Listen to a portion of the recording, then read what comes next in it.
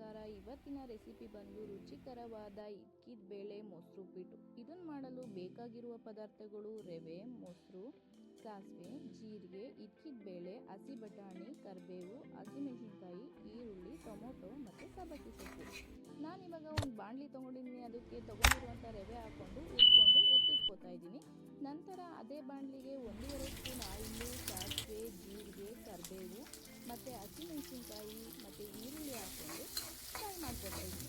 Fry ಮಾಡ್ಕೊಂಡಾದ್ಮೇಲೆ ತೊಗೊಂಡಿರುವಂತಹ ಇಕ್ಕಿದ ಬೇಳೆ ಹಾಕ್ಕೊಂಡು ಒಂದು ಸ್ವಲ್ಪ ಉಪ್ಪು ಹಾಕ್ಕೊಂಡು ನಾನು ಅದನ್ನು ಫ್ರೈ ಮಾಡ್ಕೊತಾ ಇದ್ದೀನಿ. ಇವಾಗ ಫ್ರೈ ಮಾಡ್ಕೊಂಡಾದ್ಮೇಲೆ ತೊಗೊಂಡಿರುವಂತಹ ಹಸಿ ಬಟಾಣಿ, ಟೊಮ್ಯಾಟೊ ಮತ್ತು ಸಬ್ಬಕ್ಕಿ ಸೊಪ್ಪು ಹಾಕ್ಕೊಂಡು ಬೇಯಿಸ್ಕೊತಾ ಇದ್ದೀನಿ. ಸಬ್ಬಕ್ಕಿ ಸೊಪ್ಪು ಯಾರಿಗೆಲ್ಲ ಇಷ್ಟ ಇಲ್ಲ ಅಂದರೆ ಬೇಕಾದರೆ ಸ್ಕಿಪ್ ಮಾಡ್ಕೋಬೋದು.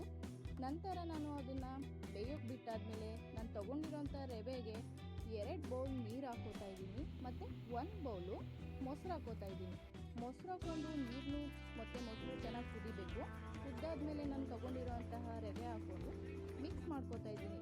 ಮಿಕ್ಸ್ ಮಾಡ್ಕೊಂಡಾದ್ಮೇಲೆ ಒಂದು 5 ಮಿನಿಟ್ಸು ಬೇಯೋಕ್ಕೆ ಬಿಡಬೇಕು.